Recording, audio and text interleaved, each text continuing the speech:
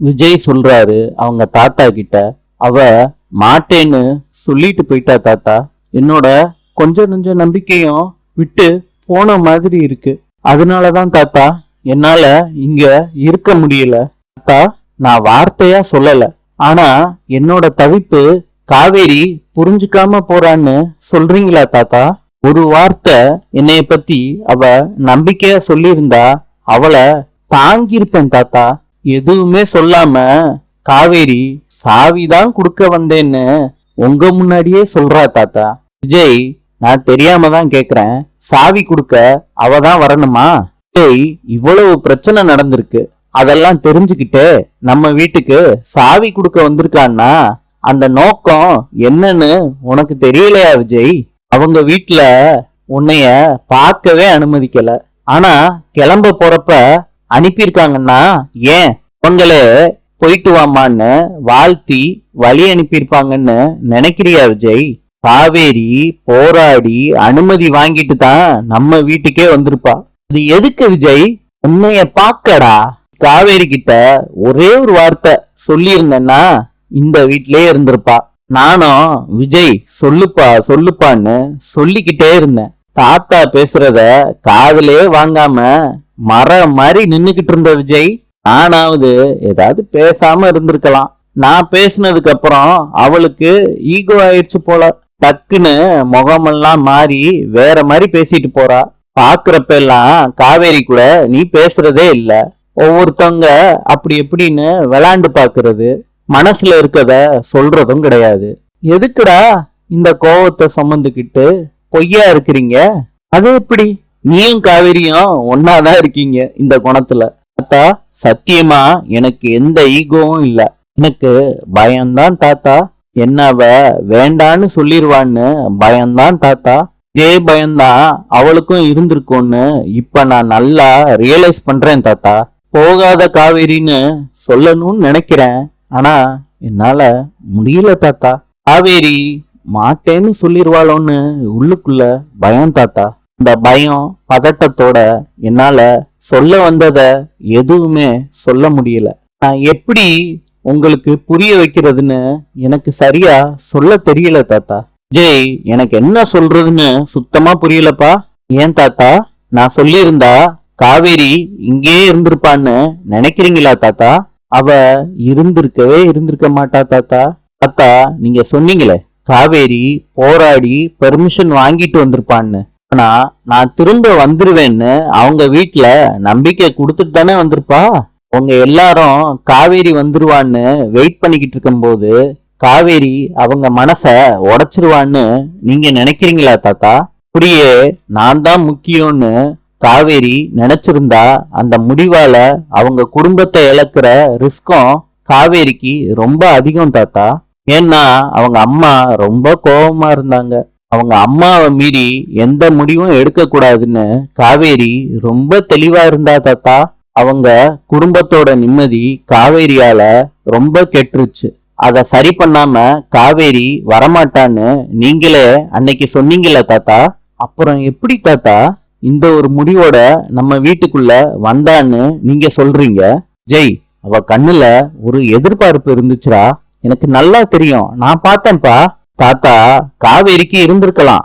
ஆனா அந்த டயத்துல உள்ள பயம் பதட்டம் எல்லாமே என்ன டாமினேட் பண்ணிருச்சு தாத்தா. நீங்க சொன்னீங்கல்ல தாத்தா, சாவி கொடுக்கற சாக்குல என்னைய பார்க்க வந்திருக்கான்னு. அப்ப எனக்கு ஒரு நம்பிக்கை வந்துச்சு தாத்தா. தாத்தா, இது போதும். அவளால என்ன வெறுக்கவும் முடியாது, மறக்கவும் முடியாது. இதே போதும் தாத்தா. இப்ப காவேரி வந்துட்டு போயிருக்கா. அதே கன்ஃபர்மேஷனா நான் எடுத்துக்கிறேன் தாத்தா. இப்ப அவளுக்கு இருக்க பிரச்சனை என்னன்னா எல்லாரும் என்னைய வெறுக்கிறது தானே. அவங்க எல்லாரும் என்னைய ஏத்துக்கிட்டாங்கன்னா காவேரிக்கு எந்த பிரச்சனையும் இருக்காதுல்ல. முதல்ல அவ நினைக்கிற பிரச்சனைய நான் சரி பண்றேன் தாத்தா. என்னால அவ குடும்பத்தை அவ எதுக்கு இழக்கணும்? காவேரி மேல அவங்க குடும்பம் வச்சிருந்த நம்பிக்கைய மீட்டு எடுக்கணும் தாத்தா. காவேரி யாரு, அவளோட முக்கியத்துவம் என்னன்னு அவங்க வீட்டுல இருக்க அத்தனை பேருக்கும் புரிய வச்சு அவளோட மதிப்ப மீட்டு கொடுப்பேன் தாத்தா. நான் அவங்க வீட்டு மாப்பிள்ளையானது கிஃப்டட்னு அவங்களே அவங்க வாயால சொன்னாங்கல்ல, அது உண்மைன்னு நான் நிரூபிப்பேன் தாத்தா. தாத்தா, அராஜகமா இல்ல, நான் நானாவே இருந்து அவங்களுக்கு புரிய வைப்பேன்.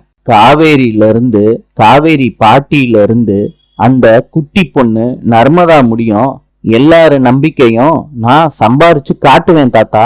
அவங்க எல்லாருக்கும் புரிய வச்சு காவேரிய சந்தோஷமா இந்த வீட்டுக்கு கூட்டிட்டு வருவேன் தாத்தா. தாத்தா, விஜய்க்கு காவேரி தான், காவேரிக்கு விஜய் தான். இனிமேட்டு அந்த கடவுள் நினைச்சாலும் இந்த விதிய மாத்தி எழுத முடியவே முடியாது. தாத்தா, நான் ஏதோ உணர்ச்சி வசப்பட்டு பேசுற மாதிரி உங்களுக்கு தோணுதா? தாத்தா, இப்ப சொன்ன எல்லா வார்த்தைக்கும் நான் உண்மையா இருப்பேன் தாத்தா. தாத்தா, இது நடக்கும். செல்லம் விஜய், வாடா. தாத்தாவும் விஜயும் கட்டி பிடிச்சுக்கிறாங்க அன்பால. தாத்தா விஜய நினைச்சு ரொம்ப பெருமைப்படுறாரு. தாத்தா சொல்றாங்க, விஜய், நீ கஷ்டப்படக்கூடாதுன்னு தான் நான் பயந்துகிட்டே இருந்தேன். உனக்கு என்ன சமாதானம் சொல்றதுன்னு தாத்தாவுக்கு தெரியலப்பா. ஆனா நீ இந்த விஷயத்த யாரும் கஷ்டப்படக்கூடாது அப்படின்னு நினைச்சு தெளிவான முடிவு எடுத்திருக்கேல்ல. இது உனக்கு கடுமையான சவால் விஜய். ஆனா நீ இதுல ரொம்ப உறுதியா இருந்து ஜெயிச்சு காட்டணும்பா. எனக்கு உன் மேல ரொம்ப நம்பிக்கை இருக்கிறா விஜய். திருப்பியும் விஜய கட்டி பிடிச்சுக்கிறாரு சந்தோஷத்துல. நவீன் காவேரியோட குடும்பத்துல உள்ள அத்தனை பேரையும் கார்ல கூட்டிட்டு வர்றாரு. காரை நிப்பாட்டுறாரு. அப்ப குமார் சொல்றாரு, நவீன, இங்க எதுக்கு கூட்டிட்டு வந்த? எங்களை ஹோட்டல்ல இறக்கி விட்டுருக்கலாம்ல. நவீன் சொல்றாரு, எல்லாரும் இறங்குங்கன்னு. பாட்டி கேக்குறாங்க, இங்க எதுக்கு தம்பி கூட்டிட்டு வந்துச்சு? யமுனா கேக்குறாங்க, இங்க எதுக்குங்க கூட்டிட்டு வந்தீங்க? நவீன் சொல்றாரு, குமரன் அண்ணனுக்கு நான் இங்க கூட்டிட்டு வரேன்னு தெரியாது, நான் தான் கூட்டிட்டு வந்தேன். குமரனை யாரும் முறைக்காதீங்க, எல்லாரும் இறங்குங்க காரை விட்டு. கார்லயே வாக்குவாதம் நடக்குது. நவீன் கஷ்டப்பட்டு பேசி சமாதானப்படுத்தி அவர் வீட்டுக்கு கூட்டிட்டு போறாங்க காவேரியோட குடும்பத்துல உள்ள அத்தனை பேரையும். விஜய் சோகமா உட்கார்ந்து இருக்கத வெண்ணிலா பாக்குறாங்க. ரொம்ப சேட் ஆயிடுறாங்க விஜய பார்த்து. வெண்ணிலா கேக்குறாங்க, விஜய் அழுதிங்களா? விஜய் முகத்தை பின்னாடி திருப்பி வச்சுக்கிட்டு, நீ ஒழுங்கா ரூமுக்கு போ வெண்ணிலா, போய் படு அப்படின்னு சொல்றாரு விஜய். வெண்ணிலா திருப்பியும் விஜய்னு கைய பிடிக்கிறாங்க. அதுக்கு விஜய் ரொம்ப கோவப்படுறாரு, கைய உதறி விடுறாரு. வெண்ணிலா, என்னைய மாத்திரம்தான் உனக்கு ஞாபகம் இருக்கா? வேற எதுவுமே உனக்கு ஞாபகம் இல்லையா? இல்ல, நீயா பேசுற? நான் ஏதாவது கேட்டா எதுவும் சொல்லாம இருக்க. வெண்ணிலா, உனக்கு எப்பதான் சரியாகும்? வெண்ணிலா விஜய் பேச்ச கேட்டு தகச்சு போறாங்க. என்ன பண்றதுன்னு அவங்களுக்கு சுத்தமா தெரியல. விஜய் சொல்றாரு, வெண்ணிலா, உனக்கு சீக்கிரத்திலே சரியாகணும். உன்னோட ஃபியூச்சருக்கு என்ன பண்ணணுமோ அத்தனையும் நான் பண்ணணும். அப்பதான் நானும் விஷயத்துல கொஞ்சம் ரிலாக்ஸா இருக்க முடியும். வெண்ணிலா, உனக்கு என்ன வேணாலும் நான் பண்றேன். ஆனா என்னைய பழைய விஜயா நினைச்சு பக்கத்துல மாத்திரம் வந்துடாதம்மா. உன் மேல இருக்குது ஒரு பரிதாபம் தான். உனக்கு என்னால இந்த மாதிரி நடந்துருச்சுன்னு ஒரே உறுத்தலா இருக்கு. அது ஒரே ஒரு காரணத்துக்காண்டிதான் எங்கேயாச்சும் போன்னு உன்னைய என்னால அனுப்பவே முடியல. நீலா, உனக்கு யாராவது சொந்தக்காரங்க இருக்காங்களா? உன்னை சேஃபா பாத்துக்கிற மாதிரி யாராவது இருந்தா கூட உன்னைய ஒப்படைச்சிருவேன். நீலா, நீ சரியாயிர முடியும். எல்லா செலவையும் விஜய் நானே பாத்துக்கிறேம்மா. உன்கிட்ட இப்படி பேசலாமா இல்ல கூடாதான்னு எனக்கு சுத்தமா தெரியல. என்னோட சிச்சுவேஷனை நான் உனக்கு எப்படி வெண்ணிலா புரிய வைக்கிறது? நீயே பார்த்த இல்ல நான் காவேரியை அழைச்சிட்டு வந்தத. அதை பார்த்தோம் உனக்கு புரியலையா வெண்ணிலா? நீலா, நான் மூவ் ஆன் பண்ணி போயிட்டேன் வெண்ணிலா, தயவு செய்து புரிஞ்சுக்கோ. என்ன மறந்துடு வெண்ணிலா, எனக்கு கல்யாணம் ஆயிடுச்சு. தாத்தா கேக்குறாங்க, விஜய் என்னப்பா ஆச்சு? ஏன் இந்த மாதிரி வெண்ணிலா கிட்ட பேசிக்கிட்டு இருக்க? நர்ஸ் ராகினி சொல்றாங்க, நர்ஸு ஏதோ எமர்ஜென்சின்னு விஜய பாத்துக்க முடியுமான்னு சொல்லிட்டு ஊருக்கு போயிட்டாங்க. விஜய் சொல்றாரு, ஆமா தாத்தா, தூக்கத்துக்கு உண்டான டேப்லெட்டை கொடுத்துருக்கேன். காலையில தான் வெண்ணிலா எந்திரிப்பாங்கன்னு சொல்லிட்டு போனாங்க நர்ஸு. நான் இப்படி தூங்காம வந்து நிக்கிறா வெண்ணிலா. வெண்ணிலா விஜயோட கண்ணையே பாத்துக்கிட்டே நிக்கிறாங்க. இத தாத்தா கவனிக்கிறாரு. ராகினி, நீ வெண்ணிலாவ ரூமுக்கு கூட்டிட்டு போமா. ராகினி சொல்றாங்க, அது தாத்தா. ராகினி, நீ இது கூட பண்ண மாட்டியாமா? தாத்தா, அப்படி எல்லாம் நினைக்கல. என் கூட எல்லாம் அவங்க வருவாங்களான்னு தெரியல. விஜயே கூட்டிட்டு போனாருன்னா வெண்ணிலா கொஞ்சம் அமைதியா இருப்பாங்க. தாத்தாவும் விஜயும் ராகினிய முறைச்சு பாக்குறாங்க. தாத்தா சொல்றாங்க, வெண்ணிலா, நீ ரூமுக்கு போமா. வெண்ணிலா விஜய திரும்பி பாக்குறாங்க. விஜய்னு சொல்றாங்க. அதுக்கு விஜய் சொல்றாரு, வெண்ணிலா ப்ளீஸ் ரூமுக்கு போ. தாத்தா சொல்றாங்க, வெண்ணிலா நான் உன்னை கூட்டிட்டு போறேம்மா ரூமுக்கு. அதுக்கு ராகினி சொல்றாங்க, நானே வெண்ணிலாவை கூட்டிட்டு போறேன் தாத்தா. ராகினி சொல்றாங்க, வெண்ணிலா வாங்க போலாம். விஜய் சொல்றாரு தாத்தா கிட்ட, இந்த வெண்ணிலாவுக்கு எப்ப சரியாகும்? விஜய், யாருக்குப்பா தெரியும்? நான் அன்னைக்கே இந்த பொண்ணு உங்களை பிரிச்சிருவான்னு சொன்னேன்ல, பிரிச்சுட்டா.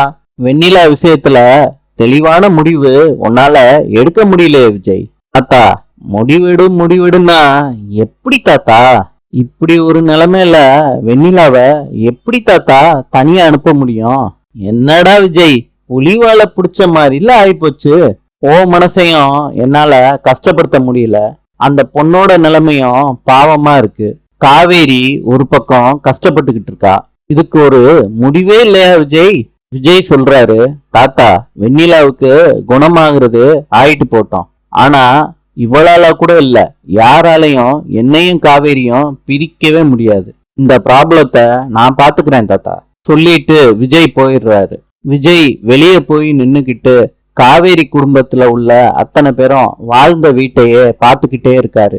பழைய நினைவுகள்லாம் வந்துட்டு வந்துட்டு போகுது விஜய்க்கு. அதை நினைச்சு கண்ணீர் வடிக்கிறாரு விஜய். நாளை சந்திப்போம்.